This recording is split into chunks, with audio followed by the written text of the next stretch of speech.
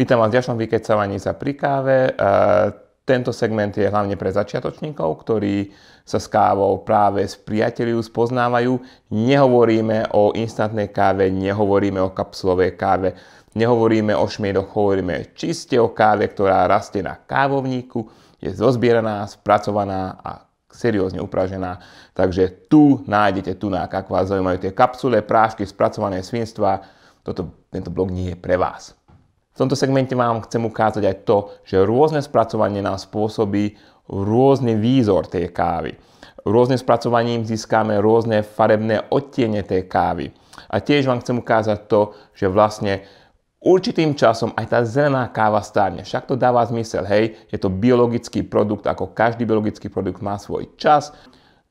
Tak prvú vzorku, čo tu mám, je vlastne umytá káva. Je to klasická umytá káva, táto pochádza z Hondurasu. Na základe tých zrn, ak sa pozriem, sú to trošku oválnejšie, typujem, že sa môže jednať o odrodu bourbon. Napríklad na tomto zrne, alebo na tomto zrne vidíte takú striebornú šupku, čo sa báť nemusíte, nakoľko tá sa oddelí.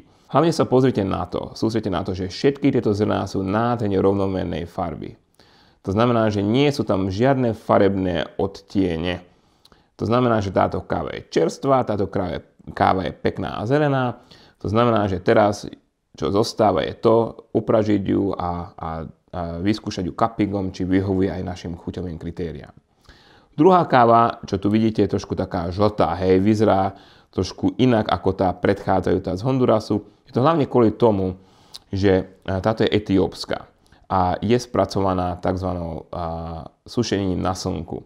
Ak sa pozrite na tú kávu, tak je taká žltkastá, ale ak sa na ňu pozriete, tak vždy vidíte, že vlastne tá káva má veľmi rovnomernú farbu.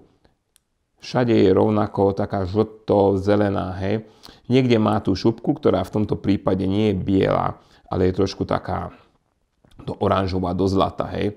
Čo je OK, nakoľko vlastne tá čerešňa sa sušila v celku, to znamená, že tie cukry a to farbivo všetko prešlo do toho zrna. No a tu máme tretiu vzorku, čo je špecifické spracovanie pre krajiny v Indonézii. Toto je konkrétne Sulawesi káva, ako vidíte, je taká modrastá. Znova rovnaké farby, okrem tohto jedného zrna, čo som našiel. Toto je chybné zrno. Vidíte? Táto káva je spracovaná takým zvláštnym spôsobom, že oni najprv zbavia tú šupku a tá dužina, čo zostane na tom semiačku, tam zostáva a fermentuje sa v vreciach, až pokiaľ ju nezoberú do miesta, kde sa premije. No, vďaka tomu má určitý taký zemitý charakter a možno, že by som to nazval až taký trošku hnilobný charakter. Hej. Tiež vďaka tomu má aj túto špecifickú farbu. Potom tu máme ďalšiu kávu a táto, ako vidíte, taká nažltlá, oranžová, zlatá, je spracovaná formou honey. Ako vidíte, tá káva je ako keby poliatá medom, hej. Je to veľmi dobrá vzorka na tú honey, ale tu už vidno trošku ten čas. Ako vidíte, niektoré časti, tej zelenej časti hlavne sú také už priesvitné, trošku také blečie. Ďalšiu vzorku tu mám, je táto hnusná káva, keď sa na to pozriete, vyzerá veľmi škaredo. V podstate je to OK, nakoľko sa jedná o bezkofeínovú kávu. Ale aby ste vedeli, ako vyzerá bezkofeínová káva v zelenom stave, teda v nepraženom, lebo vlastne táto káva nie je ani zelená. A poslednú vzorku, čo vám ukážem, je vlastne táto káva, ktorú keď sa na ňu pozriete, tak je nádherná, hej. Tu nie sú žiadne odtiene bielej, hej. Je to fakt ako, dá sa povedať, že učebnicová vzorka, až do toho momentu, pokiaľ si k nej privoniate, a keď si k nej privoniate, zistíte, že vonia ako ocot. No a potom je druhá časť tejto kávy, keď si túto kávu urobíte a ochutnáte a zistíte, že chutí ako pačmaga. Takže aj dobré zrná môžu chutiť strašne. Záleží naozaj od toho spracovania. No a poslednú vzorku, čo tu mám, je vlastne malá súťaž pre vás, čo pozerajú tieto videá. Mám tu jednu vzorku. Pre tých profesionálov chcem, aby ste si tipli jej odrodu. Je to veľmi typická odroda. a pre tých amatérov na základe jej farby povedzte mi, ako bola spracovaná. Všetky tieto vzorky vyzerajú nádherne a je toto bezkofínová. Verte mi.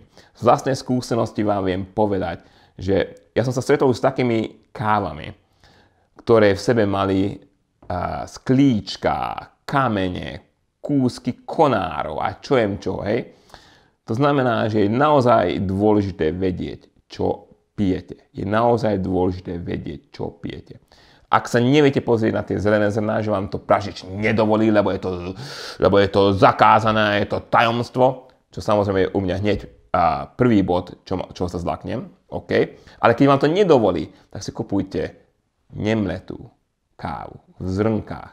A keď si kúpite zrnkovú kávu, tam presne budete vidieť, keď nájdete napríklad zlomené zrná, alebo zrná, v ktorých sú červy, hej, tam sú také diery na tých zrnách. Keď to nájdete, tam boli červy. Keď je zlomené, vyzerá to ako zubný kaz, hej, tak tam bol nejaký problém, hej.